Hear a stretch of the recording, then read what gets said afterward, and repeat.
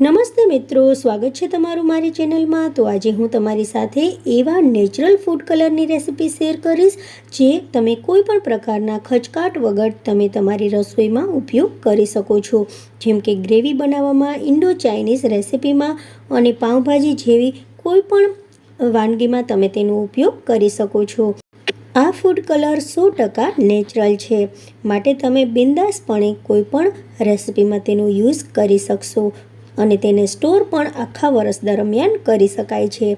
તો અહીં આપણે એરટાઇટ કન્ટેનરમાં તેને સ્ટોર કરી અને રાખી છે। હવે આપણે તેની વિધિ જાણી લઈએ। તો આ માટે અહીં અમે 2 બીટ લીધા છે।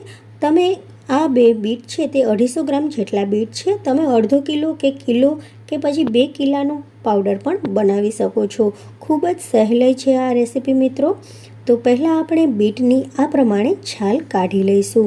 છાલ નીકળ્યા બાદ આપણે તેને ખમણી લેવાનું છે। તો અહીંયા ખમણીની મદદથી આપણે બધા બીટને ખમણી લેશું।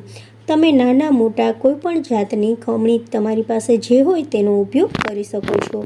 તો બધું ખમણ અહીંયા બની અને તૈયાર થઈ ગયું છે।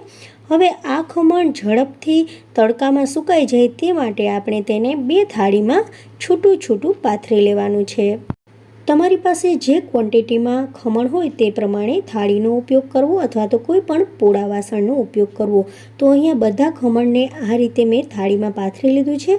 હવે 4 થી 5 કલાક માટે મેં તેને તડકામાં રાખેલું હતું। એકદમ તડકો છે એટલે એક જ દિવસમાં સરસ રીતે આ જે ખમણ છે તે કડક થઈ જશે, એકદમ ક્રિસ્પી થઈ જશે। તો તમે તેનો અવાજ સાંભળી શકો છો। તો આ રીતે આપણું જે ખમણ છે તે સરસ એકદમ કડક થઈ ગયું છે, એકદમ સુકાઈ ગયું છે અને તેમાંથી એકદમ સરસનો કુરકુરો અવાજ પણ આવે છે। તો આ રીતે આપણે બીટના ખમણને તૈયાર કરવાનું છે। હવે ખમણ તૈયાર થઈ ગયું છે પછી આપણે મિક્સી જારમાં બધા ખમણને નાખી અને એકદમ ફાઇન પીસી લેવાનું છે। પીસાઈ ગયા પછી આપણે તેને ચાળી લઈશું। જો એકદમ ફાઇન પાવડર થઈ ગયો હોય તો ચાળવાની કોઈ પણ પ્રકારની જરૂર નથી। તો અહીંયા આપણે એને ચાળી લઈએ। તો અહીંયા આપણા બીટનો પાવડર બની અને એકદમ તૈયાર થઈ ગયો છે। સરસ મજાનો કલર બની અને તૈયાર થઈ ગયો છે। એકદમ નેચરલ કલર છે। તમે કોઈ પણ પ્રકારના ખચકાટ વગર કોઈ પણ શાક કે પછી કોઈ પણ રેસિપીમાં તેનો ઉપયોગ કરી શકો છો। તો અહીંયા આપણે જોઈ લઈએ કે કેવો કલર તેનો આવે છે। તો અહીંયા હું થોડાક કલરને પાણીમાં નાખું છું અને તેનો જોઈએ કેવો કલર આવે છે।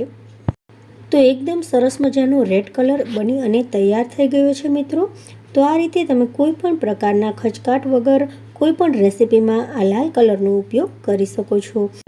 આ કલરને તમે એરટાઇટ કન્ટેનરમાં 1 વર્ષ સુધી સ્ટોર કરીને રાખી શકો છો। તો અહીં આપણે કલરને એક ગ્લાસની બોટલમાં ભરી લઈએ અને તેને ફ્રીજમાં પણ રાખી શકો છો। ફ્રીજ વગર પણ આ કલર બગડતો નથી।